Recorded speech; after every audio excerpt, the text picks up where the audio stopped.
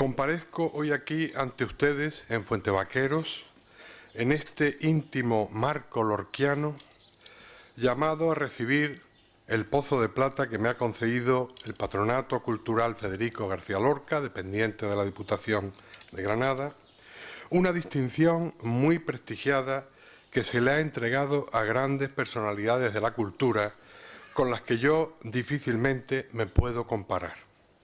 Una distinción que agradezco con muchísima emoción. Para un profesor e investigador que ha dedicado buena parte de su vida a hablar con pasión y entusiasmo de la obra de Federico García Lorca, a enseñarla, valorarla, analizarla y difundirla, es un inmenso honor difícilmente medible y no menos difícil de agradecer, porque las palabras siempre se quedarán pálidas y cortas ante tal reconocimiento. Lo agradezco con todo mi corazón y con él tiño de un rojo vivo la palidez de mis palabras de agradecimiento. Pero quiero empezar mi intervención señalando unos hechos lorquianos de los últimos tiempos que han sido, creo, estoy seguro, muy importantes para el mundo de la cultura. En este sentido, y como buen lorquiano, considero de absoluta justicia que me haga eco aquí, hoy, de dos iniciativas excelentes con las que dos instituciones de Granada, el Ayuntamiento y la Diputación, han dado una alta medida en sus decisiones. En primer lugar, el apoyo que han ofrecido a la compañía Teatro para un Instante para el mantenimiento del repertorio lorquiano en los escenarios granadinos. Y por otra parte, la afortunada revitalización del proyecto de la Barraca. Dos ejemplos de lo que había que hacer y se ha hecho con brillantez en estos años y que espero que puedan seguir funcionando como hasta ahora, más allá de los avatares políticos. Y algo más. Permítame también que rinda mi sentido homenaje a los cuatro grandes maestros que cada uno a su modo me contagiaron del lorquismo. Enrique Molina Campos, allá en mis años de bachillerato en mi Málaga natal, y Emilio Orozco, Antonio Gallego y Andrés Soria en mi Universidad de Granada. Gaudeamus igitur y vivan profesores. A ellos dedico mi intervención y a mi esposa, que siempre ha estado a mi lado en esta larga aventura lorquiana. Si con algún mérito verdaderamente relevante cuento en relación con la obra del poeta granadino, es el de haberme esforzado en contemplar el teatro de Federico García Lorca desde la escena y ser a mi vez eslabón y haber conseguido contagiar este punto de vista a un grupo de investigadores de la Universidad de Granada que han volcado y siguen volcando todo su interés en estudiar la repercusión escénica de la obra dramática del poeta de Fuentevaqueros. Y ello con el convencimiento de que la fuerza y el valor del teatro de Federico traspasa los límites de los textos para convertirse en un fenómeno universal en escenario de todos los continentes del planeta.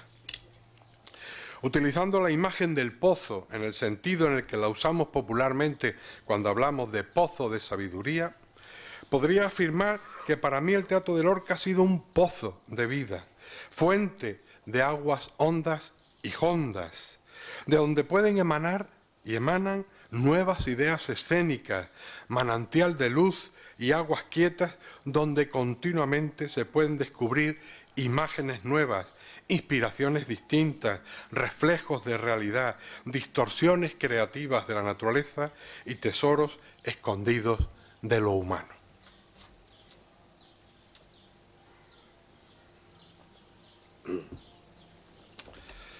La imagen del pozo, en muchas culturas, tiene carácter sagrado.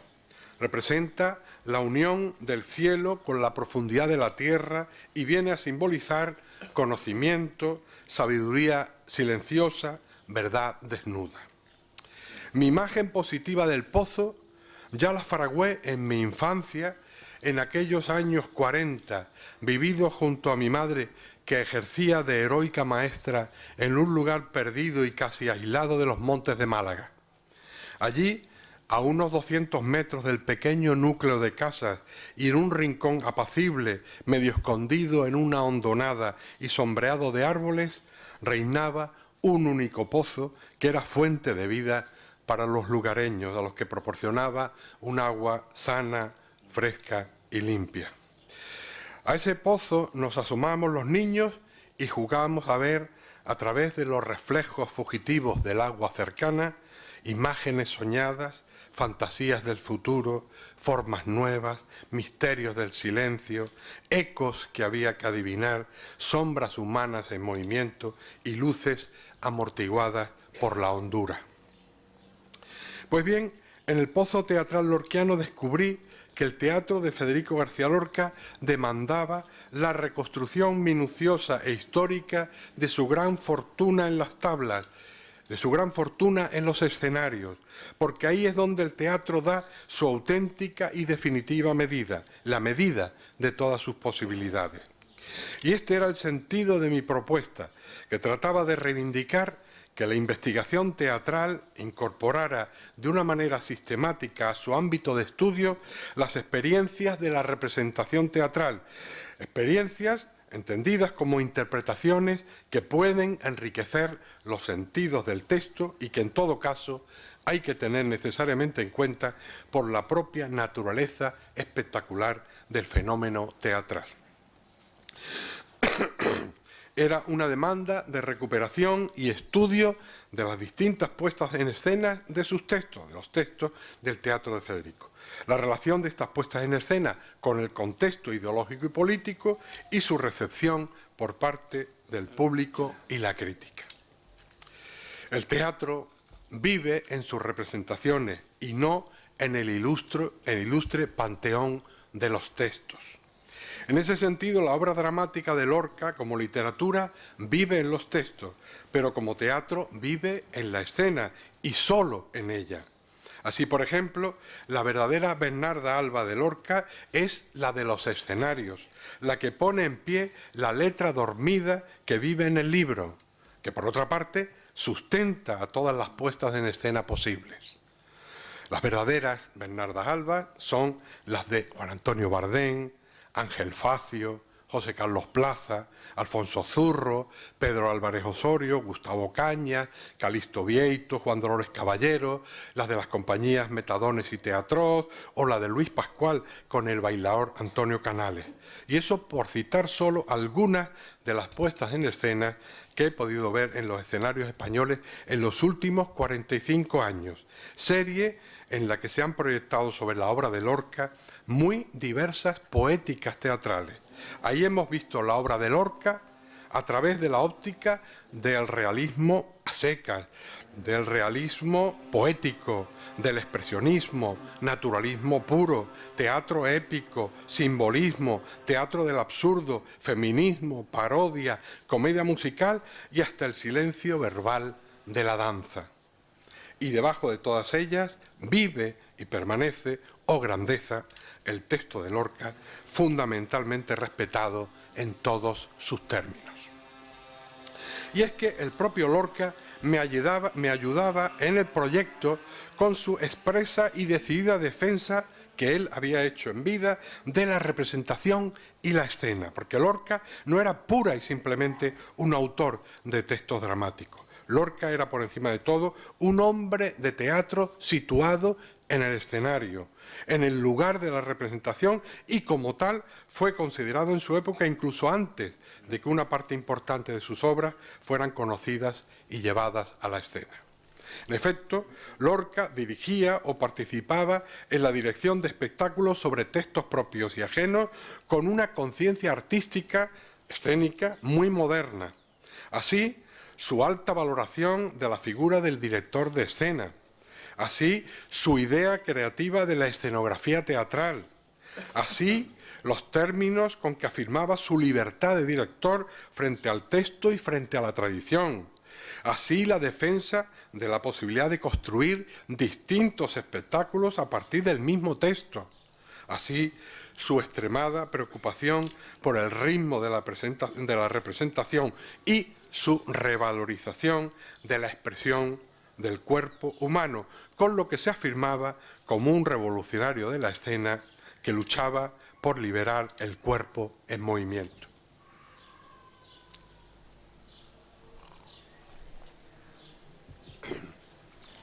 Con toda nuestra dedicación, o sea, con la dedicación del grupo y con mi dedicación, hemos argumentado definitivamente que la universalidad y la fuerza del teatro de Federico García Lorca se prueba en la representación, en la escena, en el encuentro de sus textos con los otros signos escénicos, encuentro enriquecedor cuanto más conflictivo. Es la representación la que abre el teatro de Lorca al mundo. La pura y simple lectura del texto y la poética concreta que propone lo limita a una lectura cerrada, localizada en el tiempo y en el espacio. Su universalidad la adquiere cuando se le obliga a salir de sí mismo, de sus propias limitaciones epocales. De esta manera, obras de precisa identidad, de referentes claros, se convierten en universales, admiten distintas estéticas, resisten distintos lenguajes escénicos, es más, los incita, los provoca. Hemos luchado, en fin, desde la investigación, y creo que en esta línea hemos abierto nuevas perspectivas de estudio. Hemos luchado, digo, contra los que equivocadamente afirmaban, y desgraciadamente siguen afirmando, que gran parte del teatro de Lorca quizá no pueda conservar la altura intemporal que algunos pretenden otorgarle. Palabras que van en la misma dirección de los que aseguran que el gran futuro de la obra dramática de García Lorca va a estar solo en sus textos de vanguardia. Pero esos planteamientos realmente responden a una visión empobrecedora del teatro del genial granadino, porque la escena ha demostrado por activa y por pasiva que hasta sus obras de intención más realistas admiten ser convertidas también en espectáculos de auténtica vanguardia. Así, el menosprecio de este Lorca realista que algunos se atreven a plantear en beneficio del Lorca vanguardista solo es fruto del desconocimiento del juego que el Lorca realista ha dado y puede seguir dando en el escenario.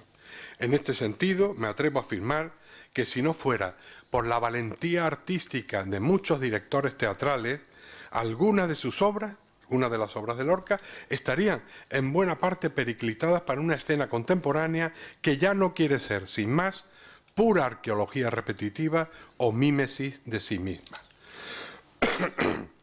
Y en este territorio me he movido y en ese territorio me seguiré moviendo. Y termino ya. Y lo quiero hacer con una cita lorquiana y con el recuerdo de quien llevó a cabo, desde mi punto de vista, el más serio proyecto de poner música a un libro de Lorca, a un libro completo, El diván del Tamarit. Es mi recuerdo aquí ahora a ese gran artista que fue Carlos Cano. Por eso, y a propósito de este pozo que se me acaba de entregar, digo: quiero bajar al pozo, quiero subir los muros de Granada, para mirar el corazón pasado por el ponzón oscuro de las aguas. Quiero bajar al pozo. Gracias.